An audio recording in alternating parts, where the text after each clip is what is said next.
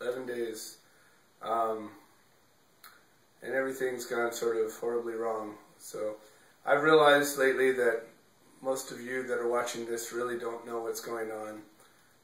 Most people that call me up or send me messages or emails or whatever, you're not really understanding what's happening in this case. So I'm going to try to say it again. And I don't say this in a condescending way, I just say this in a frustrated way because many of you guys have been in the courtroom and have seen parts of it, and I've talked about it so many ways and so many times, and it's been written about, and still I have to tell the story over and over and over again, and that's just how it is, I guess.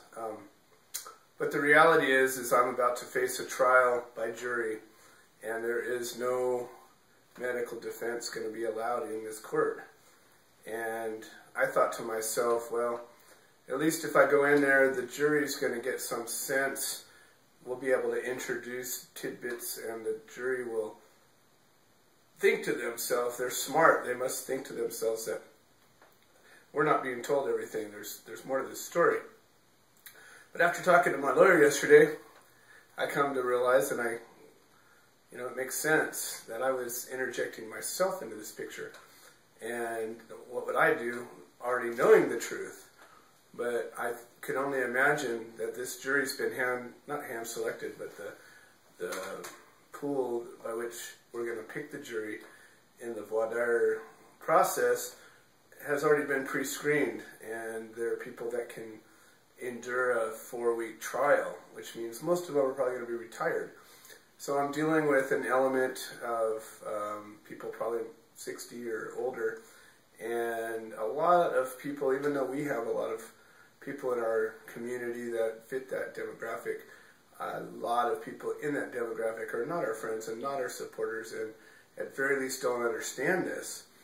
And I think that a lot of them think that there's some good that can be had from medical marijuana, but that there's a lot of corruption and bad dispensaries, and there's a lot of corruption going on in this whole medical marijuana thing.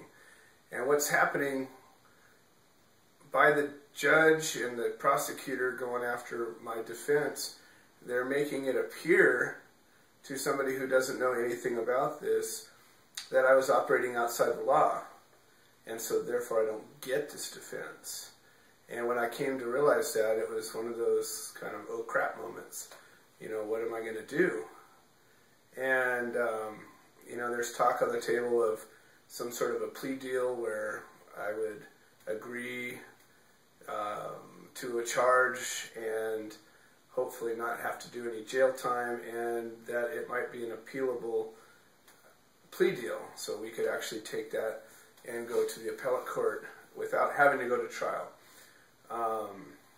I've considered that.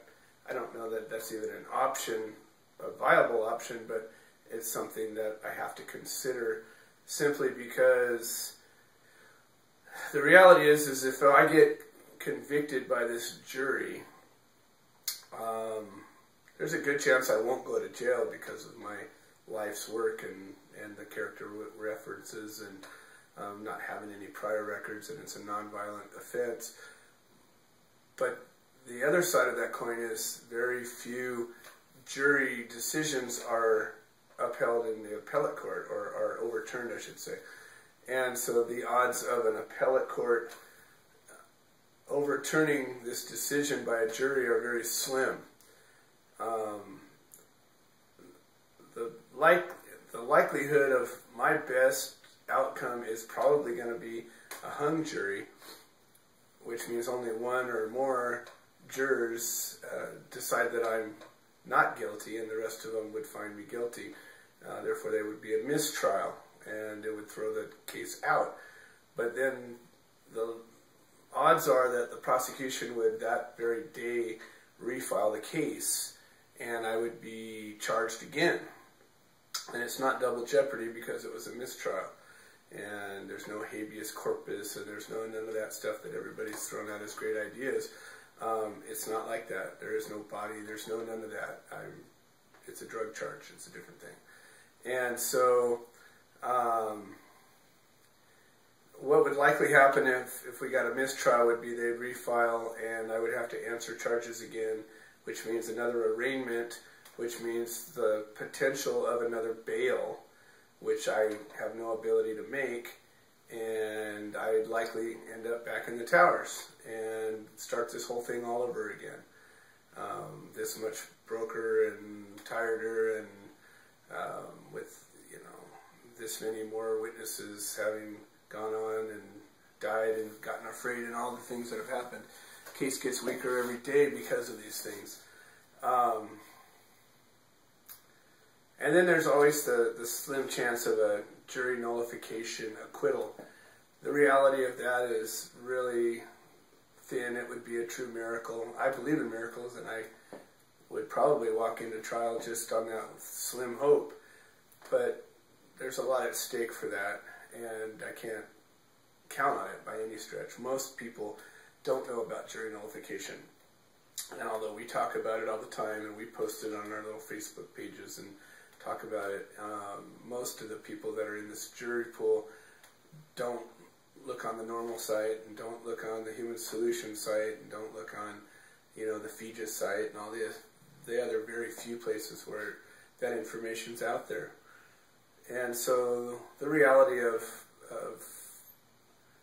my getting acquitted by jury nullification is actually very, very slim. So I have to look and make some sort of a decision. I don't have to decide right away, but there doesn't seem to be a very good choice to be made here.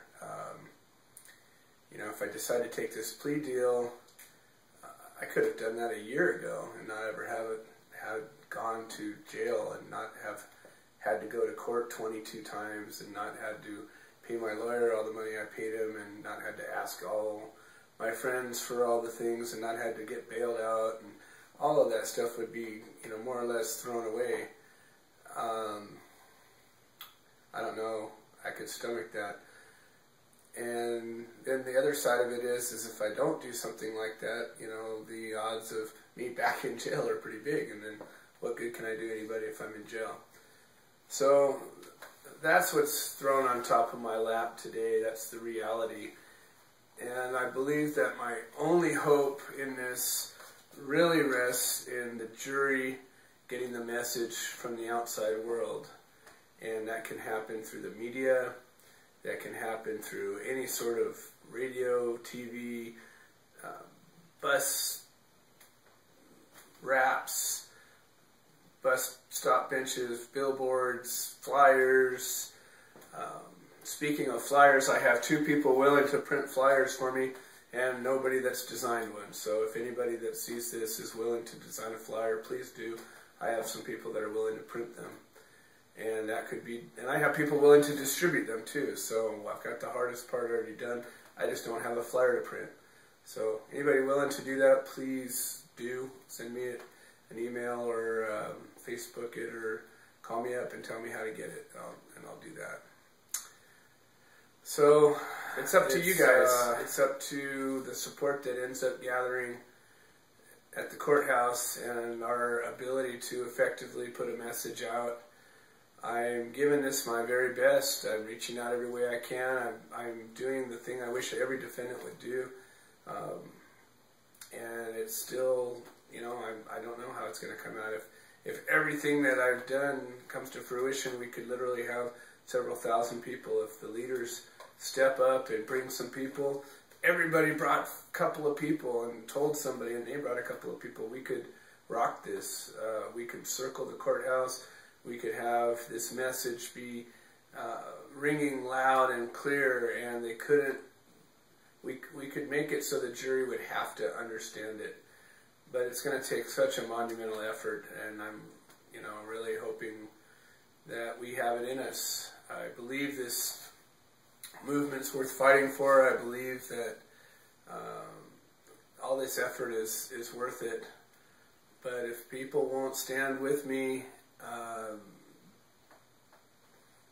there's nothing. I can't do this by myself, and I just would hate to see this ball, them score this one, because if they do, I just know what's going to happen, and I know how many people are going to follow in my footsteps, only they're not going to have half the fight I had. They're not going to fight at all. And they're just going to start knocking us down one at a time. And when they're done with the dispensaries, they're going to go after the gardens. And I know that. And this protection that we feel we have isn't real unless we make it real. And I just know that if we just cared enough to do something, to let somebody know, we got to get out there, to call in that favor, call that news person that you know, why aren't you covering this story? Why isn't anybody covering this story? Look at the news. Look at your local news. And you tell me what they're making their headline stories. Mostly they're stupid crap. And isn't this important enough? Why isn't this in the news? When it hits the news, it's usually just a little flash, little sideshow story. This whole prohibition, this family's being destroyed over a plant. It should be headline news every day. And if it was, it would stop, and I just know it. So maybe somehow we can decide to make it a little bit more important. And don't wait until it ruins your life. Don't wait until you get hammered before you realize how important it is. Don't wait, don't wait, don't wait. Thank you.